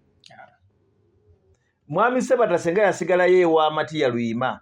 Senga tali ku level kwali. Buli lw'okuteekawo olutalo n'empiiga ne wabaawo okwawukana oba ogenze zimba bwa Kabaka naawe ofuuka ow'akabi mu music bwe kiba. Kati nze bangi bavudde eyo mu Bwakabaka bwabwe ate bo baagala bajje ewange kubanga singa kiwayi kintwala. Gwe obadde okimanyi nti Kenzo yaliko mu Firebase eyo n'ayimbako n'oyimba ne Mick Wine. Yali w'akabi. 28. Yali w'akabi. Amala kukwata gage. N'agenda akola group ebagiyitanga ne? Bali be bategeera ebyo. No. Kenzo yalina Big Ted yali ya Big Eye. Gundi. Mama njerabidde. Njagijjukira. Ya recent naye omuntu yerabira. Ne kali Kaloni. Kakati ebyo byonna music yenna bw'ona omugoberera buli muyimbi abaako gye yatandikira naye ng'ekyamugjayo amala kuwaganyala naga naye lwaki ofuna ennaku 2 mu gurupu nange bampa olunaku kati omukulu n'amugamba gwe ani atusaba wano olunaku nga wakajja n'amugamba njagala olunaku oba si ekyo nkola ki ngenda banyumiza ekibiina kya Nantalabika okusasika era kyava ku nnaku oli baali bamuwa olunaku omukulu n'agenda nti oba n'alwaza mwana n'agamba obwetaavu bw'essente n'alusolooza n'asaba oli ssente ti olunaku nzinakola ki olunaku naluwa Gondi agamba ompisaamu amaaso kibiina bwe kiti baatuuka e Bugerere bakapo bonna okufuuka ab'amaanyi baaliyo nga bakapo bayimba neera nga kapo teepu ennyimba azifulumiza ku teepu ya Budumulasi nga w'amaanyi era yamala kukomba naye kwegolola kwerima n'afulumayo kati kapo omuzanyirako kapo obudde buno be bamu ku basinze okwata omutimbagano ng'ovulire ku basajja be bakwatidde kadongo kamu naye kapo gwomanyi ebbanga lye yayimbira nga kyafugibwa mu nkwawa emyaka mingi okitegeera bulungi kati abayimbi bonna music yenna era abatunuulira entabo ne bagamba enkokola zisusse enkokola zigenze ziggwawo buggwe enkokola ziggwa ate bamugamba zisusse ziwedde nawo kuva dda kababeera abo abayimbi abakadde nabo bagira ku nkokola bagira oluusi nga lwo ne sitanti nga oli bw'alaba talina lukokola bw'alaba ye munene mu kibiina talina bw'akola lukokola nga waakiri asaba bakolewo empalana n'ekibiina ekirala kati era waliwo wano abayimbi bali aba basatu naye kati lwakuba kale omu kale takyali mu bayimbi kati yafuuka level waggulu mu Bobi Wine waliwo Bobi Wine wano waliwo Chameleone waliwo Bebe Cool abo abasajja tebakulima nti baali beewalanyeko n'olunaku era ng'ebanyumisa ekyali waliwo ekyali wakati w'abakulu n'abakulu naye nga bano abagula entambi be babapika bali be bapika nga balaba olutambi terugenda kukola ki terugenda kutunda omusajja weebale nnyo kati endongo yazimbibwa ku ntalo okufuuka ow'amaanyi tolina lutalo entalo ogenda kujjawo kuba ow'amaanyi amawulire ogenda gajjawa bagenda kwogerako ki bategere nti muzungu David gyali tolina lutalo na muntu ogenda kujjawo amaanyi bakyakugamba nti situla omuzindaalo kati musajja mulindwa vumbi omusituzi otya omuzindaalo ku myaka egyo era bw'ositula omuzindaalo ku myaka egyo oba tosobola kuyitawo naye omusajja akulagira ositula omuzindaalo mugambe gwagundagidde okola ki bagambe ayanukudde omukulu ayanukudde muzeeyi amuzeemu naye ne muzeeyi asukka kati lwaki adde amulagira okusitula omuzindaalo awo wenyini mulindwa agenda gobwa mu kibiina ayanukudde ani babajja mulagira okwetonda agaane mulindwa okuvaawo alina babadde awandiikira ennyimba gomanyi mulindwa abakwewaggula mu biseera ebyo atandika ekibiina ekyeba Madiina Nakywala bali bagoberera ye bonna yali omanyi tunutulu yali abuuka nalyo ate nga liyimba bulungi kati bano baali bagula ennyimba ebiseera ebyo omanyi nti abasajja balinga bagula ennyimba nga asobola okumanya nti olina alubamu ye n'akusasula ssente n'ezirikodinga na buli kimu ye n'alinda kutunda lutambi kaakati mulindwa ku gundi expense yali amaze okufuna awo abakwewaggula yandibaye talina ssente naye bamulindwa yali alina obusobozi obufuna connection ku basajja bali ye n'abasomera ddiiru bo baalingawo olutambi luno katikola olutambi luno ogenda kulumba nze ngenda kuwa ebyuma otandika ekibiina nga bamuwaki bamuwa amplifier ne bamuwa omuzindaalo gumu kati olaba bapukamingi b'omulundi guno bajja ne bagamba bamaneja oba abayimbi tebatuwa show bwe tuyimba nabo ku show nga tuli mu gurupu sente batutwalako ki ntwale naye kino nkigamba bapukamingi bonna tewali muntu agenda kwagala ng'asiwa rigimu yo muzungu teri muntu agenda kwagala nga siwa rigimu yo for example olaba Walukaga obasanga bakalule taddewo bamaneja baabwe omusanga balubwama kiwayaye bwagoba akalule taddewo n'aleeta lubwama n'akomyawo lubwama bwagoba lubwama n'akomyawo kalule be bantu be yatandika nabo endongo eri bategeera ate be bamutegeera okitegedde tayinza goba lubwama ku bwa maneja n'aleetako wava munno Walukaga tasobola buli omu atambula ne rigimu ye gye yakola ki gye yatandika nayo okitegedde kati abayimbi kamba kunnyonnyole bapukamingi apukamingi alwana nnyo agenda akolere mu studio ey'erinnya eddene nnyo studio ey'erinnya talina kyetaaza apukamingi ate talina kyemwongerako studio zonna ezisituse n'abayimbi abaazo nga bapukamingi na studio apukamingi gwe buli lwolwana mbu kati mmaze okufuna amaanyi sigenda kumentioninga linnya studio yonna kangende mu studio bweti producer gundi ankubire ku luyimba nange mbeere ne production eyakabi production ojja gifuna eyakabi ogenda ogiwulirize ne bba oba ne mukazi wo naye buli lwotandika n'otoba n'apukamingi producer nga naawe oli apukamingi producer mwenna musituka lutya bameka abagenze mu banene ne basituka kankuwa example nga buli omu atandise n'abantu be n'asituka nabo Mozart Studio David Lutalo wali omuwuliddewo awalala njagala ombuulire wasooka omuwulirako nga tonna yalimba David Lutalo Mozart Studio wali ogiwuliddewa wena gy'oli ogiwulidde wabula Mozart bwe yakubanga njagala kukulaga nti abayimbi bano bazuukuka obwongo bapukamingi baba baagala okukola amannya tewali kikupaaza ku studio yakola ddala linnya gwe ogigendeko ng'ojagalako erinnya lyayo olowooze mbugundi akwagala producer takwagala ate ojja musasula kyokka ate ku studio eno golooza Mozart yasasula David Lutalo yasasula sente meka oluyimba olwa Mozart luyinza okuba lwali lw'amasannyalaze era kye nategeera nti David Lutalo oluvannyuma ye yaddayo okitegedde okwebaza lwaki ono yali ayagala promotion studio yeesituke naye awulireko ku production ze nga ziyita ku ki ku radio kubanga ate era teyalina banene basobola agenda obadde okimanyi Mozart ennyimba za David ezo zatandikira ku Tiger FM n'engalade bagita Tiger alina bweru eyo nga kuliko omusajja bamuyitanga Damas Nabbi Damas nga kuliko Sonko PD Kavi ye yali PD wa radio eyo naye PD yakafa nnaku ezo yafa twamuziika yabadde akwera aboogezi b'oku mikolo ne Zambali ng'olwali eyo obulya bulungi bonna baali ku Tiger nga nange gye nsomera intaani ku Tiger kati ate awo ne wano ku UBC ne wajja ne wabeerawo Bob King. Kakati dagundi Mozart yalinamu kasente ng'akasinga balutalo kuba yali producer owulira naye nga ne studio yakagitandika yakweyiya buki nga ye asobola okubaamu n'ebiri Mozart ng'akayimba ngako baba bakakubye ng'alaba kalungi ng'akatwalako ku radio bakube ku production ye ne bamuwulireko. Producer aba alwana okusituka, teri producer alwana kusituka ate aleeta luyimbo lwa studio ndala ennene era alwana na production ye oba mbi oba nnungi oba omuyimbi gw'alina ayimba bubi oyo production gyagenda okutwala ku mpewo era ye gyagenda okukola ki okutambuza.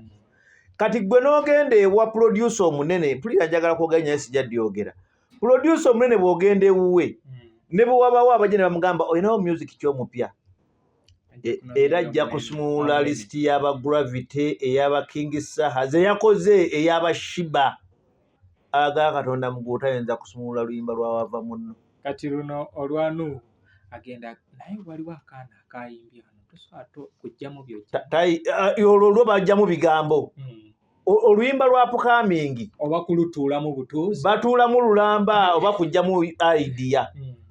Kati Upcoming ng'oyagala okukola erinnya kino nkyo amagezi nga wagaba Upcoming toyina kikunoonyesa studio netegenda kukuyamba aga Katonda mu ggulu wabula music kuyambagana kusikangana kuki kolera mu studio ya Ismaili Yisima ayagala naye ennyimba ze ziyiteko ku radio Yisima ayagala naye ategerekeko studio efuuka ey'amaanyi Yisima ayagala production ze zakoze zikole ki ajja kukwata audio agende ku CBS yegayirire nezamunkubira akayimba kanye kano omwana wange nze yamukoledde oluyimba ogwo wamuwadde omutwalo Yisima ate opingeko ogumu ekitundu gifuuka ebiri ki kubanga ne Yisima bwawulira nga akalamu ke kayise ku radio oluyimba lwe yakoze avimba.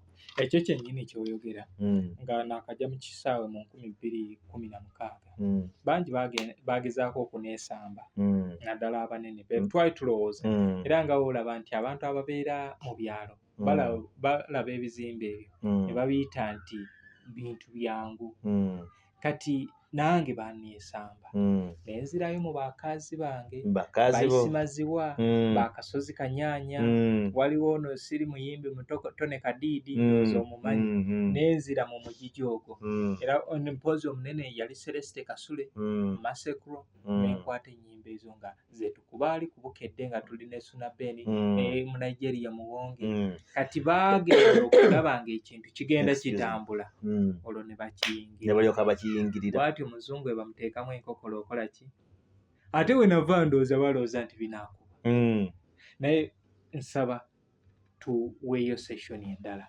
tusiibule then ku mulundi omulala tujje tutandikiraawo emboozi one neetaaga okubeera nga bategeera Clear Max kubanga mu bantu abakwata ebintu bino twalina Tone Plus oyo yakwata ziri ez'abamuzeeyi baffe then wetuva ku Tone Plus ate tulinawo ow'emabega Haruna Kyotera oyo ebivulu ebisinga bebaali abakwasi b'ebivulu ebyo kati gwaliwo oba oli awo nange nzijukira ndina vidiyo gye wampako idea eya nze Celeste Kasule alo bino tutandika butandiisa kakati yeso Clear Max studio sa Clear Max ku seti ya ani era gyatya mu music ono anti njagadde omulundi oguddako tutandikiraawo bategeere sa Clear Max naye ogenda kulekawo enamba yo ng'ogibawadde n'emirimu emirala gyokola studio ya audio ekyaliwo audio twagijjawo kati teriiwo so first thousand teriiwo twakolamu ate ennene ennyo eri Nansana ate ye Nansana ekwata video z'abayimbi n'ebifaananyi photoshoots z'abayimbi ezo gye twakolamu yali ya audio twagijjawo tekyaliwo kale nsaba ogabe enamba.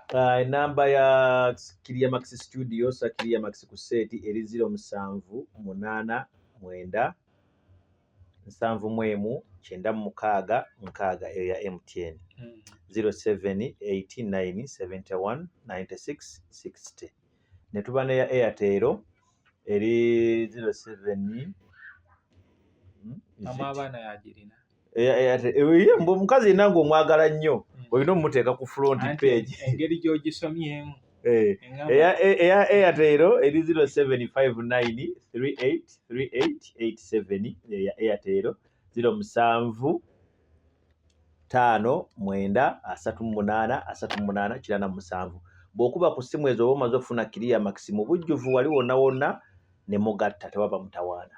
Abayimbi abali eyo ng'ogamba gwe kubanga kati olaba gino emitimbagano gyaffe tusobola okuteekako naye tetugenda teekako audio tulina teekako video ate n'abamu ku mmwe tebaagala akolagana naffe oli ajja ayagala omukolera ebintu obudde bw'olina okumala ku data wuwo obudde bubwo bw'olina okulya okubanga oweereza ekintu tekikola kituufu data amasannyalaze renti omuntu w'abaali gwamulaba olabanga atalina kya spendinga naye bwe bagamba nti gwe tuulawo emyezi 2 bayinza osanga nga waggalawo bamalira ku mbuga basanga waggalawo nga wakulema kati wano Muzungu David amasannyalaze agalaninga machines zino mataala gano ennaku zino mbeera yayaka tegabbibwa ogateekako direct renti gw'otwala wano eno data gw'okozesa okwaplodinga kati ennaku zino mulembe gwa wifi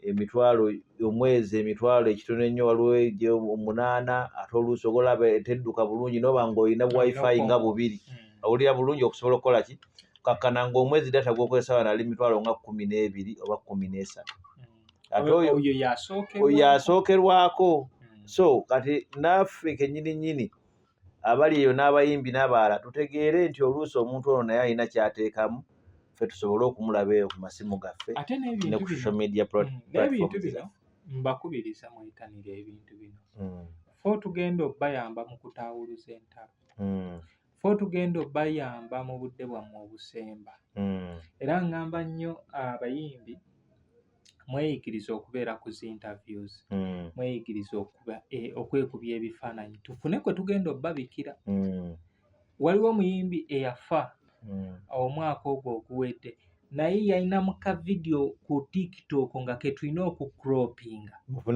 tusobole omubika kati waliwo ne moments ezituuka naye wano Kiria Max yagamba bw'ati ezo zi few moments nga biva mu bintu nga bino kati waliwo abantu abakoze amanya naye nga bamaze gakola nga bafudde naye nga bajja mu bintu bino byebakola ki so mujje mukyale ensi etuuke bategeere nze mbagamba mwagala radio mwagala TV ogwo omulembe gwaggwako omulembe gwa TV ne radio naye ogwa internet kati gwe mulembe omuki tetumanyi oba mu myaka ejijja ate walibeerawo omulembe omulala nga internet ya digital kubanga kati AI yekola ki sebona kati abakyala baleese aba AI ng'ofuna omukazi nga wa AI muzungu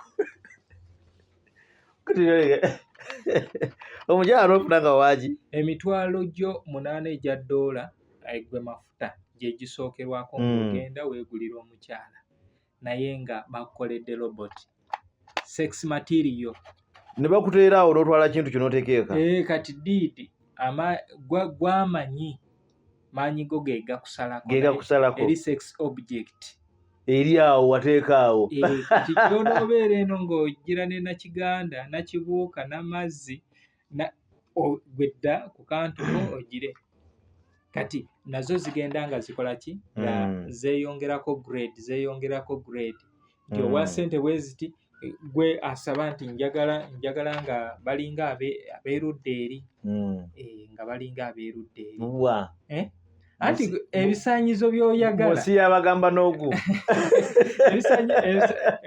ebisaanyizo by'oyagala ze ssente zo naye nga batandikira ku mitwalo Buzungu ononzitira enseko ku platform eno bannaye. So ensi kati weeraze kati simanyi kati gwakkiriza ensi okukuleka. Twaliwo emabega era abakyala baali beekola ddala ebintu ebyo waliwo bino bigoni ne bw'otagenda ennyo kino ky'okuta okiraba ssebo nakyo bwe kyali kijja kina kye kyasangawo kyasangawo amayinja era teepu zono ne zijja nga abantu bakyagira bati zaamaliriza ziwambi.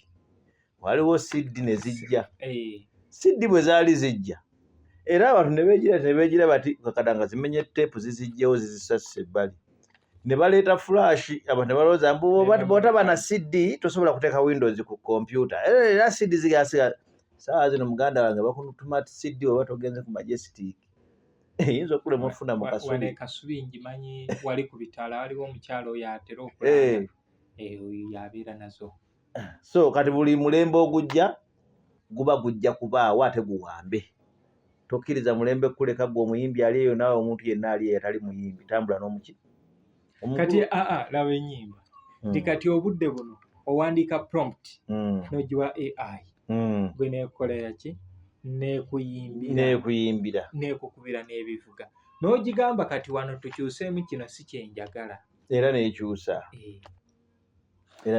Okay, kale bantu bange mbadde ne Sakria Max mukwasi wa bifaananyi naddala mwe abaagala ennyimba za Kadongo Kamu okubeera nga mutuuzaako ebifaananyi oyinza okubeera eyo bagambire ddala nti mukwasi wa vidiyo ez'ennyimba gwe w'obeera eyo ng'olina oluyimba lwa Kadongo Kamu tulina baganda baffe abaatufaako naye nga wandyetaaze nti nze oluyimba ndwewulira jangu mutuule ogwo teri agenda kuvunaana nze agenda okuwoza jangu gwe tuluteekeko ekifaananyi oluyimba lusobole okuzuukuka ku mulembe guno kubanga Odi agenza akola ki aggwako emikolo okwata mikolo kina mikolo gyonna ne bwe guba gwakwalula balongo kwanjula mbaga kuhingira nika kwe kuwoowa byonna tubikwata.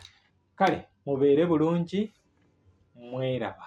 New Subs Fashions tukutuusaako ebiteeteeyi kw'ossa abaya, engatto, ensawo z'abakyala, jackets, jeans n'ebirala. Tusangibwa ku Wilson Street ku kizimbe ekya Sunset Arcade ground floor shop number 2 okututuukako va ku Pioneer Mall otambule nga dda ku Arua Park yisa ekizimbe ekya Wilson 1 oyite ku Health Link Pharmacy kati awo weekoma yambuka amadaala gakuyingize ku Sunset Arcade awo ng'otutuuseeko. Engoye zaffe tuzijja China, Egypt, Vietnam n'amawanga amalala. Omukyala omwambazi omulungi ayambala naffe. Be Easy Hotel and Bar tusangibwa Nsaggo ku lw'Ennakawuka ku lw'empeereza ennungi tukola essaawa 24. Tulina ebifo ebisulwamu nga biyonjo ebiddaabirizibwa buli kadde eby'emizannyo ng'okulaga omupiira okuzannya pool n'ebirala. Ebbaala ejjudde obulungi emmere ekutuukako mangu paakingi nnungi ate nga security eri gguluggulo. Okubuukinga n'okumanya ebisingawo kuba ku 0790 79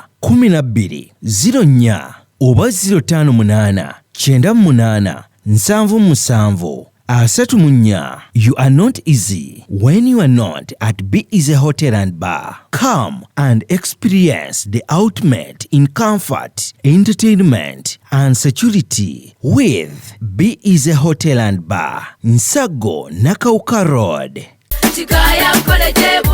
Omuzadde kankwanjulire Kikaya College School Bulenga lya kisulo n'abave bweru ly'abawala n'abalenzi ligatta amadeni gonna liviira ddala ku siniya esooka paka ku y'omukaaga lisomesa arts ne sciences. Omwana bamubangulira ddala tebakoma kusoma busomi kyokka bamutendeka emirimu gy'omu mutwe omuli okwokya welding, okusiba amazzi, okusiba enviiri, okukosa okufumba oba kiyite catering and hotel management, okuzimba, okutunga oba kiyite fashion and designing, okukanika emmotoka, okukosa amasannyalaze ku bitone by'abayizi b'ekansa omuli okuyimba, okusamba omupiira wamu n'okubaka, endya y'abaana nnungi, layibulale ya mulembe. Ow'ekisulo osasula emitwalo 69. Okwo nno kwe kuli okulya, okusula, okusoma n'endabirira endala yonna. Lisangibwa Bulenga ku Mityana Road kilomita 7 zokka okuva e Kampala. Kuba ku 0772 442 799.